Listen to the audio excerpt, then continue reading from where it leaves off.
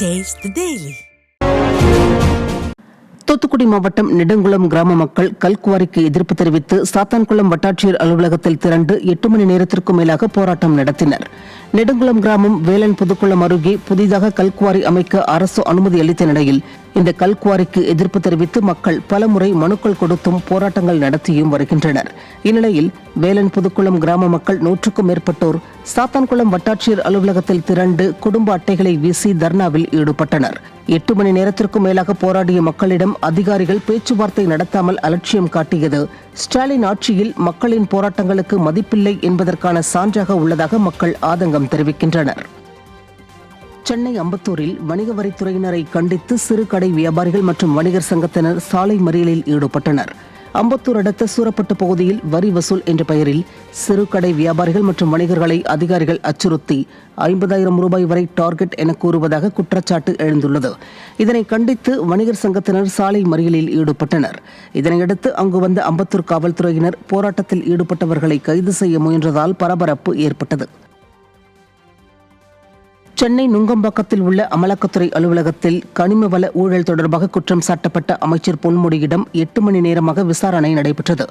கடந்த 2006-2011 காலகட்டத்தில் திமுக அமைச்சரவையில் கனிம வளம் மற்றும் சுரங்கத்துறை அமைச்சராக இருந்தபோது அவரது மகன் மற்றும் உறவினர்கள் பெயரில் செம்மண் எடுக்க அனுமதி வழங்கினார்.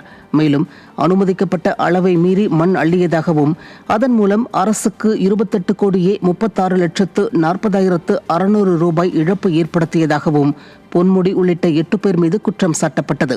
இந்த நிலையில் இது தொடர்பாக அமைச்சர் பொன்முடியிடம் அமலாக்கத்துறையினர் விசாரணை நடத்தினர்.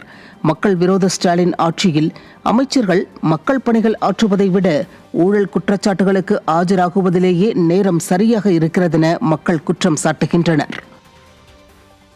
தஞ்சாவூர் மாவட்டம் கும்பகோணம் அருகே மாற்றுத்திறனாளிகளுக்கு செயின் இல்லாத 3 சக்கர சைக்கிளை திறனற்ற திமுகவின் உயர்கல்வித்துறை அமைச்சர் வழங்கிய சம்பவம் அரங்கேறியுள்ளது. திருவிடைமருதூர் தொகுதியின் சட்டமன்ற உறுப்பினரும் விடிய அரசின் உயர்கல்வி அமைச்சருமான கோவி செழியன் தொகுதி மேம்பாட்டு நிதியிலிருந்து மாற்றுத்திறனாளிகளுக்கு சைக்கிள் வழங்குவதாக அறிவிக்கப்பட்டது. அதற்கான நிகழ்ச்சியில் மாற்றுத்திறனாளிக்கு வழங்கப்பட்ட சைக்கிளில் செயின் இல்லாததைக் கண்டு சைக்கிளை ஓட்ட முடியாமல் மாற்றுத்திறனாளி சிரமத்திற்குள்ளானார்.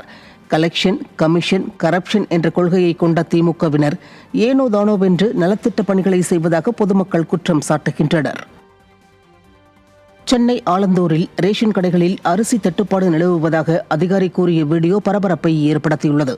அடுத்த மாதம் பொங்கல் பண்டிகை வரவுள்ள நிலையில் ஆலந்தூர் மார்க்கோஸ் தெருவில் உள்ள நியாய விலைக் கடையில் 10 கிலோ பச்சரிசி வழங்குவதற்கு பதிலாக வெறும் 3 கிலோ அரிசி மட்டுமே வழங்கப்பட்டது. பச்சரிசி வெறும் 25 மூட்டைகளை கையிருப்பில் இருப்பதாக கூறப்படுகிறது. தமிழக ரேஷன் பொருட்கள் அண்டை மாநிலங்களுக்கு கடத்தப்படுவதை தடுக்க திறனற்று இருக்கும் ஸ்டாலின் அரசு பொதுமக்களுக்கு ரேஷன் பொருட்களை கூட விநியோகிக்க முடியாமல் திணறி வருவதாக மக்கள் குற்றம் சாட்டுகின்றனர். இல்லை இப்போ இன்னும் திரும்ப வரவே வேணாம். அந்த மாதம் அவ்வளோதான், எல்லாருக்கும் 3 கிலோ தான். பச்சரிசி இருக்கிறது 22 மூட்டை, புழுங்கரிசி 190 மூட்டை இருக்கு. எதை கொடுப்போம், எப்படி கொடுப்பீங்க? இல்லைப்பா, இந்த அடுத்த வாரம் பொங்கல் வருது இல்லை, அதனால அவங்களே ஸ்டாப் பண்ணிட்டாங்க. கம்மியாக அனுப்பிச்சிட்டு இதுக்கு பதிலாக புழுங்கரிசி அனுப்பிச்சிட்டாங்க.